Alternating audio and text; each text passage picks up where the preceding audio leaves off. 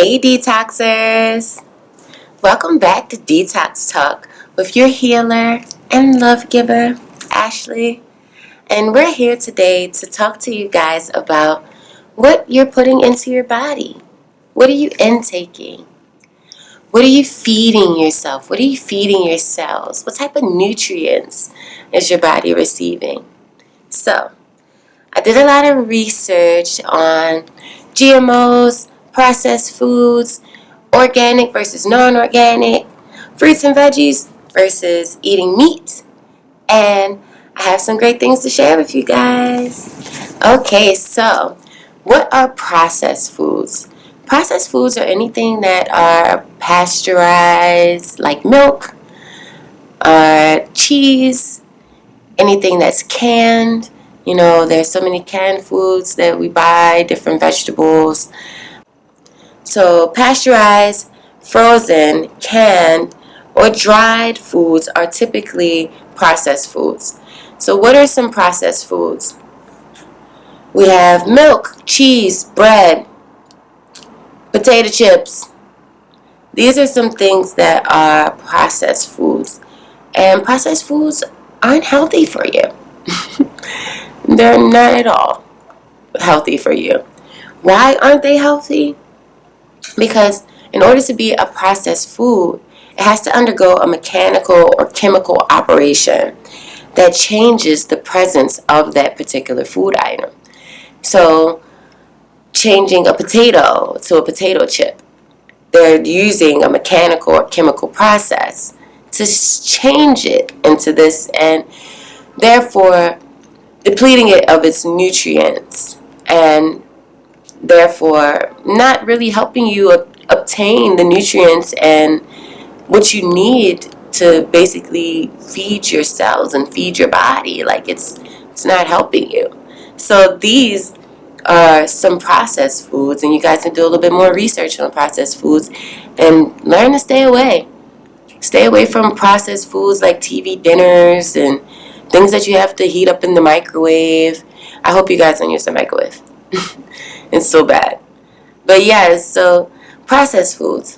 What are GMOs? GMOs are genetically modified organisms. So in the past couple years, per se, you see GMO on everything. It's like non-GMO, non-GMO, non-GMO. Even if it's always been a non-GMO, they just like stick it on there because it's like a selling point, you know, to make people feel comfortable with purchasing certain items. They're like, oh, it's not genetically modified. And people don't even know what GMO means. So what is GMO? GMO is a genetically modified organism, meaning that it's been genetically modified. They tampered with the DNA of this organism to make it more efficient for humans, per se.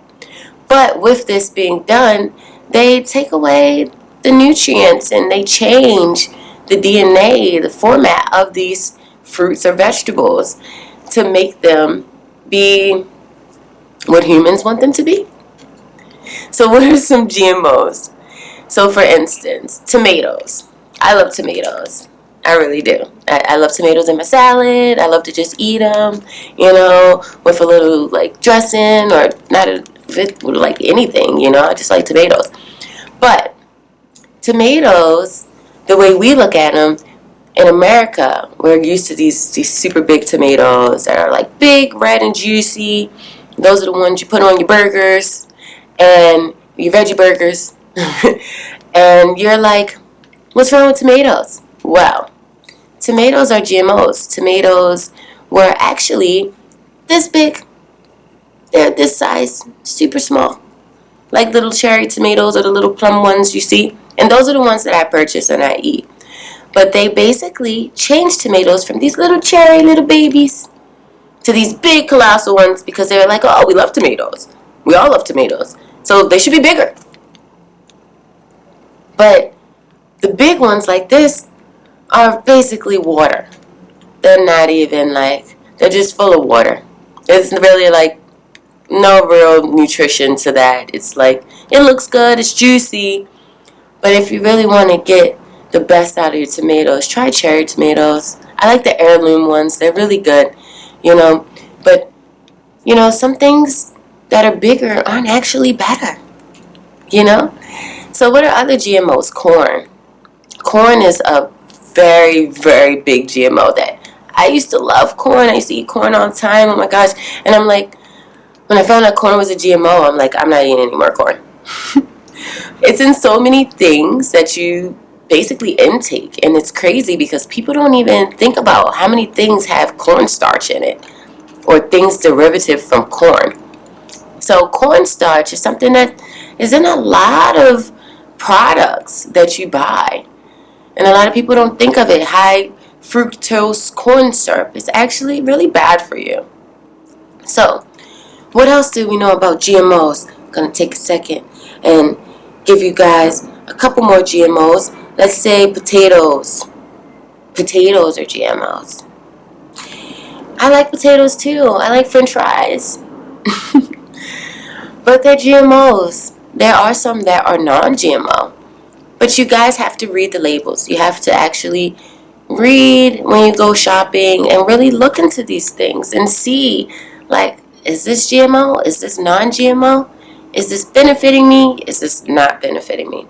It's always important when you go to the market or wherever you shop and check the labels. Read what the ingredients are.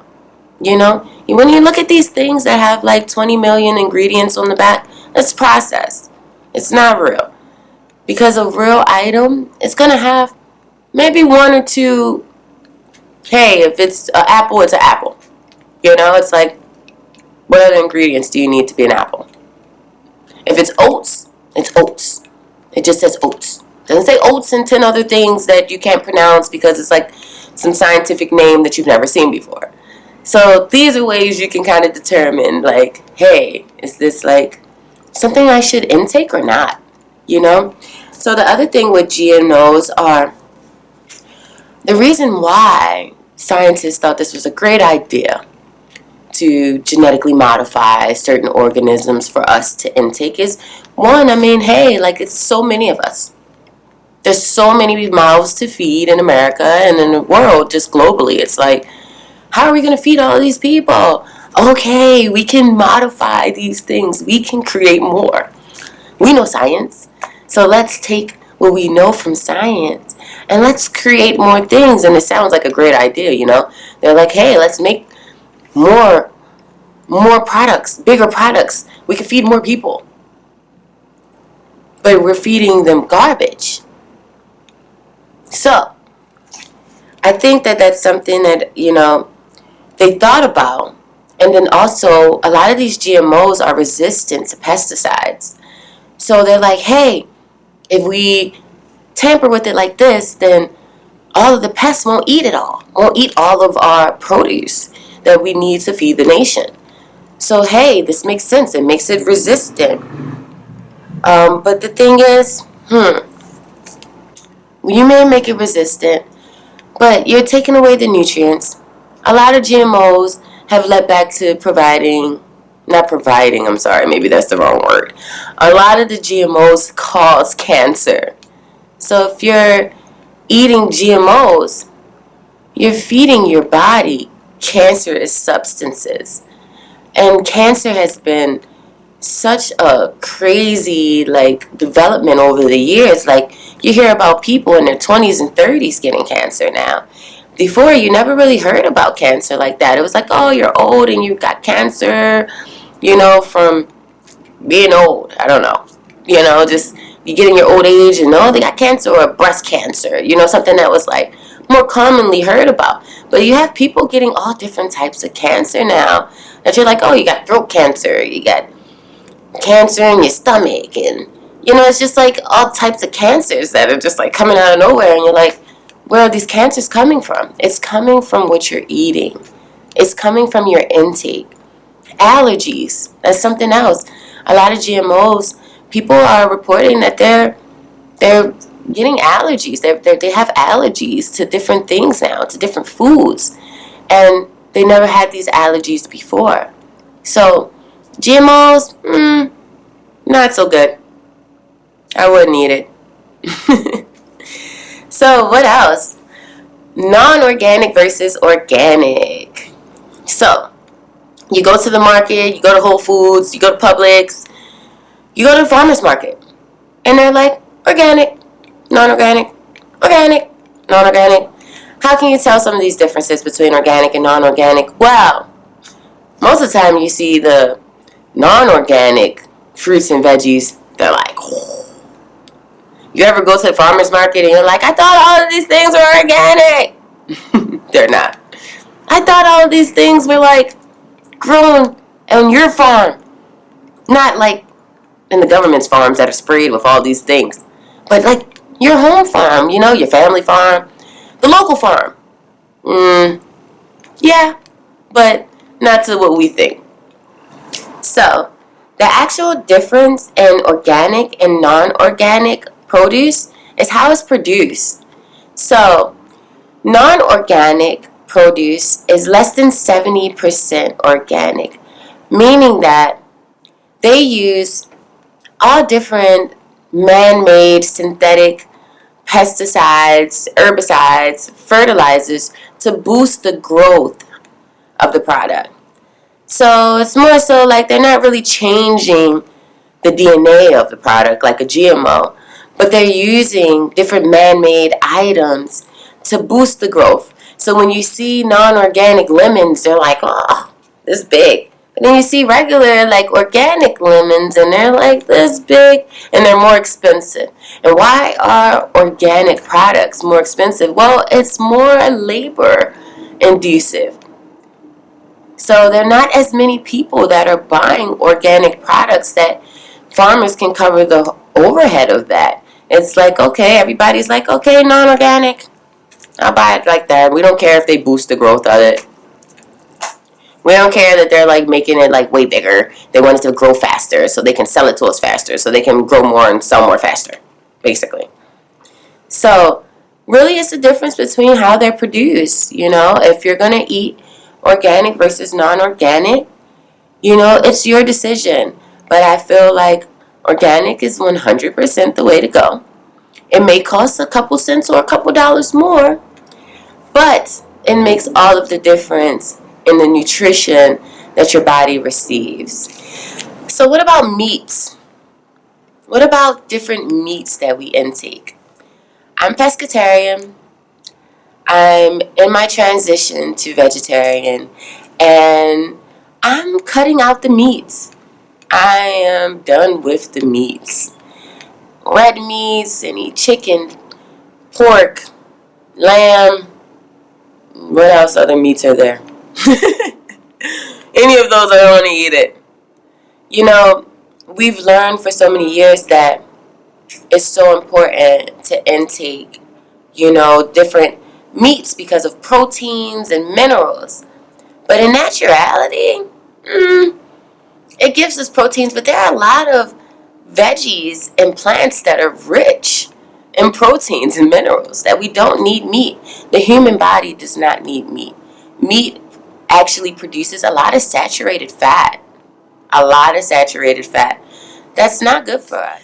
Saturated and trans fats raise your blood cholesterol and put you at risk for heart disease as well as at risk for cancer. Now, fish, on the other hand, has unsaturated fats, which has some healthy benefits. The only thing with fish I can say at this point is I've always loved seafood. I love fish. It has different nutrients, omega-3s, things that are really good for you. But on the other hand, with the change in our earth, our Mother Earth, and all the pollution and things that are happening with the ocean and what's been going on with the water has actually made the fish a little less nutrient. There's been reports of different people getting sick from mercury in the fish from the water. So the mercury that's in the water is actually polluting the fish and therefore polluting us. So that has kind of been pushing me in the direction of vegetarian and sticking to fruits and veggies. So, why are fruits and vegetables so beneficial? Well, they're high in fiber, they're high in nutrients, they're high in minerals. Fruits and veggies boost your mood. They boost your energy levels. It reduces the risk of heart disease and stroke. It helps you to live a healthier lifestyle. It lowers your blood pressure, prevents cancer, and also rich in antioxidants. So, why wouldn't you eat fruits and veggies? So, thank you guys for tuning in. I just wanted to give you guys a little tidbit on the different foods that we're eating and the things that we're intaking. And now you know what to detox out of your diet. You know, if not a couple things that you can just slowly but surely let go. I understand that detoxing is a process. And you guys have to understand that too. It's not an overnight thing. Detoxing, changing your diet, changing your lifestyle, switching to a healthier lifestyle, it's a process, but it's very beneficial. I can attest to that. It's something that will change you inside and out, and it will make you reach the highest version of yourself. It'll help you become the best version of yourself. Who wouldn't want to be that? I know I do. I want to just be better and better every day. Every day I'm just like, how can I be better than yesterday? How can I do better? How can I spread this knowledge with the world? How can I help other people do better? This is how. Well, thank you guys for tuning in to this episode of Detox Talk. I hope you guys got some great tidbits on the different foods and what to intake and what not to intake and what's helping your body and what's not helping your body. And I hope you guys learn from this, you grow from this, you become the best versions of yourselves. And I hope you guys hit that subscribe button, hit that like button. So it will show up on more people's feeds. And I hope you guys share this. Share it with your friends. Share it with your family.